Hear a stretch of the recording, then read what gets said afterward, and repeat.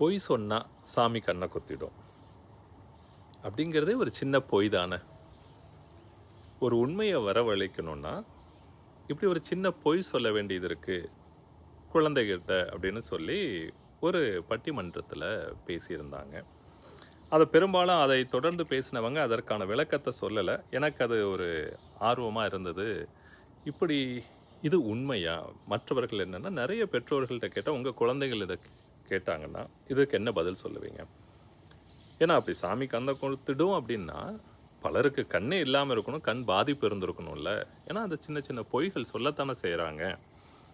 அப்படிங்கிற கேள்விக்கு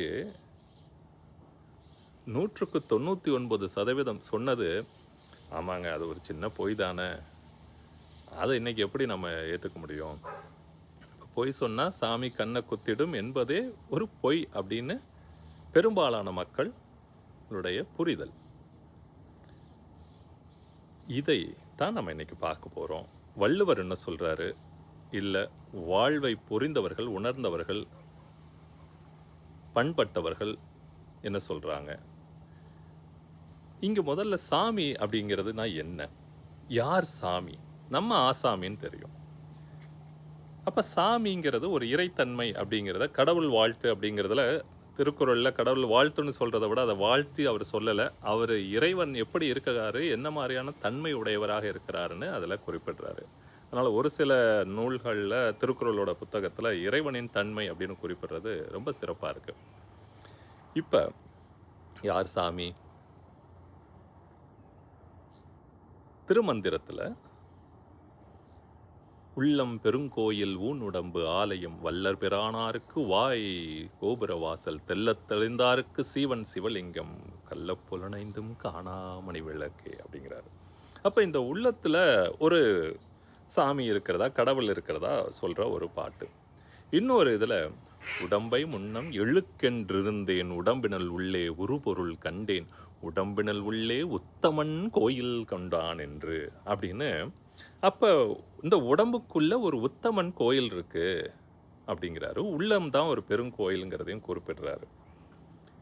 சரி, இப்படி சொல்கிற அப்போ இந்த சாமி அப்படிங்கிறதுக்கு இவர் உள்ளுக்குள்ளே தான் இருக்காரு. ஆனால் எப்படி இருக்காரு, எங்கே இருக்காருன்னு சொல்லிட்டாரு திருமூலர். எப்படி இருக்காரு அப்படின்னா அப்போ வள்ளுவர்லேருந்து பார்ப்போமே. வள்ளுவரோட இதில் முதல் அதிகாரத்தில் ஒரு 4 விதமாக அவருக்கு ஒரு பேர் சொல்கிறார். ஒன்று, முதல் குறளில் ஆதி பகவன் அப்படின்னு சொல்கிறாரு. பகவன், பகுவன், பெரிய, மிகப்பெரியவன் அப்படிங்கிறது. இன்னொன்று முதற்றே உலகு அப்படின்னு அவர் குறிப்பிடும்போது, நான் இந்த உலகத்திற்கு மட்டும் இல்லை, இந்த உலகம் தோன்றுவதற்கு முன்னால் தோன்றப்பட்ட எத்தனை உலகமாக இருந்தாலும் அதற்கு முதல் உலகம்னு ஒன்று இருக்கும், அதற்கான ஒரு மிகப்பெரியவன் அப்படிங்கிறத குறிப்பிடுறார். இந்த 2வது குறளில் தெளிவாக சொல்கிறாரு. அவர் எப்படி இருப்பார் அப்படின்னா, வாலறிவன் அப்படிங்கிற ஒரு சொல் இருக்குது. கற்றதனால் ஆய பயனன் கொல் வாலறிவன் அற்றால் தொழாரின். இப்போ இந்த வாலறிவன் அப்படிங்கிறது அறிவு. வால் அப்படிங்கிறது மிஞ்சிய அப்படின்னு ஒன்று உண்டு. ஓகே, இந்த முதுகுத்தண்டு நீண்டு போனதனுடைய மிச்சம் தான் வாளாக இருக்குது. அந்த வால் சுருங்கி நமக்கு மயிர்பால வாசல்னு சொல்லக்கூடிய அந்த ஸ்பைனல் கார்டோட டிப்பு அது கீழே அப்படி வளைஞ்சிருக்கும் இல்லையா, அது ஒரு முக்கியமான ஒன்றா சொல்கிறோம். இப்போ அந்த வாலறிவன்கிறதுக்கு மிஞ்சிய அறிவுடையவன் அப்படின்னும், திருமந்திரத்தில் வெண்மதியானே அப்படின்னு தூய அறிவுடையவனே அப்படின்னும் திருமூலர் குறிப்பிடுறார். அப்போ இறைவன் மிகப்பெரியவன், தூய அறிவுடையவன், மிஞ்சிய அறிவுடையவன் இருக்குங்க.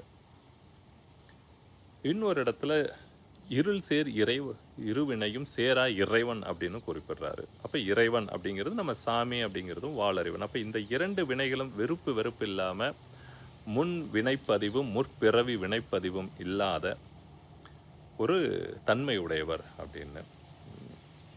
இன்னொரு இடத்துல அந்தணன் அப்படின்னு குறிப்பிடுறாரு. அதாவது இந்த கடவுள் வாழ்த்து முதல் அதிகாரத்தில் அறவாளி அந்தணன் அப்படின்னு.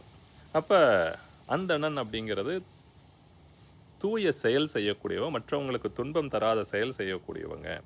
இப்போ தூய அறிவுடையவன், இதுதான் சாமி அப்படின்னு. ஓ! சரி. சாமி இப்படி இருக்கு. இப்ப கண்ண சரி அப்படியே இருந்துட்டு போகுதுவே, தூய அறிவுடையவன் அவர் இருந்துட்டு போறாரு. எங்க இருக்காரு? எல்லா இடத்துலயும் இருக்காரு. அவரு உனக்குள்ள இருக்காரு, இந்த உடம்புக்குள்ள இருக்காரு, உள்ளத்துல இருக்காருன்னு ஒண்ணு சொல்லியிருக்கு. இப்ப அடுத்தது அந்த கண் குத்துமா அப்படின்னா, கட்டாயம் குத்தும். குத்தாம குத்தும் அப்படின்னா ரத்தம் வராது. ஆனா வலிக்கும். வேதனையா இருக்கும். உயிர் போற மாரி வலிக்கும்.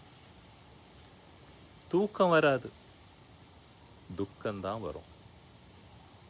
எப்படி தெரியுமா? உள்ளத்தார் பொய்யாது ஒழுகின் உலகத்தார் உள்ளத்துளெல்லாம் உளன்னு ஒண்ணு சொல்றாரு. அப்ப உள்ளத்துல கூட அந்த பொய் இல்லாம இருக்கணும். அப்படி இருந்தா இந்த உலகத்துல இருக்கிறவங்க எல்லாரோட மனசுலயும் அந்த உள்ளத்துலயும் நம்ம இருப்போம் அப்படின்னு. இப்ப இந்த உள்ளத்துக்குள்ள ஒரு விஷயம் இருக்கு. அப்ப இந்த கண் அப்படின்னு சொல்றத நம்ம இந்த புற கண்களை மட்டுமே நினைச்சுக்கிட்டு இருக்கிறது நம்மளோட அறியாமை.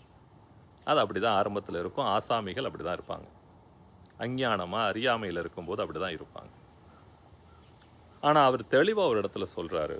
மனத்து கண் மாசிலன் ஆதல் அப்படின்னு. இந்த மனசுக்கு ஒரு கண் இருக்கு பாரு. அது வெளியில இல்ல. இது அகத்து உறுப்பு. புறத்து உறுப்பு இல்ல. வெளியில இருக்கக்கூடிய உறுப்புகள் இல்ல. உள்ளுக்குள்ள ஒரு உறுப்பு இருக்கு. அதற்கு ஒரு கண் உண்டு. மனத்து கண் மாசிலன் ஆதல் அப்படின்னு அவர் குறிப்பிடுறார். அந்த கண் என்ன பண்ணுமா?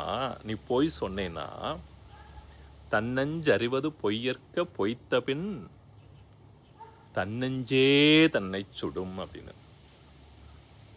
இந்த உடல் சூடு காய்ச்சல் வந்துருச்சுன்னா, நம்ம ஒரு பேராசிட்டமல் வாங்கி ஒரு 250 போடுவோம். டோஸ் பத்தல 500 போடுவோம். அதுவும் பத்தலன்னா 650ன்னு இப்படி நம்ம போட்டுடலாம். உடல் சூடு இருந்ததுன்னா, காய்ச்சல் இருந்தா. ஆனா இந்த உள்ளம் சுடும் இல்லையா? அதுக்கு மாத்திரை இல்ல. அது நெறைய இடங்கள்ல குறிப்பிடுறார். அப்ப இது குத்தும் அப்படின்னு சொல்றது, இந்த மனசுக்குள்ள ஒரு கண் இருக்கு இல்லையா? அது பார்த்துட்டு இருக்கிறது, ஒரு காலம் வரும்போது எப்பொழுது நீயாக, மனிதனாக, அறிவுடையவனாக, அறிவில்லாதவனுக்கு என்னப்பா நீ என்னப்பா பைத்தியம் லூசு, நீ என்ன வேணாலும் பேசலாம், எப்படி வேணாலும் இருக்கலாம் அப்படிங்கிறவங்களுக்கு இது ஒரு பிரச்சனை இல்ல. எப்போ? அதனோட காலம் வர வரைக்கும். அதற்கு ஒரு காலம் வரும். அதற்கு ஒரு பக்குவ காலம்னு சொல்லுவாங்க. இல்ல இந்த ஃப்ரீக்வென்சி எப்படி வேலை செய்யுதுன்னு இது பண்ணும்போது, இந்த குற்ற உணர்ச்சி வாழ்க்கையில மிகப்பெரிய பிரச்சனைக்குரியது நெறைய பேருக்கு பிற்காலங்கள்ல, இறக்கும் தருவாயிலயோ இல்ல பிற்காலங்கள்ல இந்த கில்ட்டுன்னு சொல்றாங்கல்ல, அந்த கில்ட்டு தான் வந்து அவங்களோட மன உளைச்சலுக்கும், மனவேதனைக்கும் பெரும்பாலான காரணமா இருக்கு. காசு, பணம் இருக்கலாம், பதவி இருக்கலாம், பட்டம் இருக்கலாம், வசதிகள் இருக்கலாம், வாய்ப்புகள் இருக்கலாம். ஆனால் இந்த குற்ற உணர்ச்சி ஒருவனை தூங்க விடாது. உறுத்திக்கிட்டே இருக்கும். ஊழ்வினை உறுத்து வந்து ஊட்டும்னு சொல்லுவாங்கல்ல, அது வந்து ஊட்டும். கை, கால் இருக்கா அதுக்கு ஊட்டுறதுக்கு, வந்து ஊட்டுறதுக்கு அப்படின்னா, இந்த மனதுக்குள்ள ஒரு புண் ஏற்பட்டு, அந்த கண்ணிலே ஒரு பிரச்சனை ஏற்படுறவங்களுக்கு, பட்டவங்களுக்கு, நான் பார்த்த வரையில, கேட்ட வரையில, புலம்பனவங்களுடைய விஷயங்கள பார்க்கும்போது, இந்த பொய் கட்டாயம் குத்துது. அப்ப பொய் சொன்னா சாமி கண்ணை குத்திடும் அப்படிங்கிறது முழுக்க முழுக்க நிதர்சனமான உண்மை. மீண்டும் மற்றொரு காணொளியில்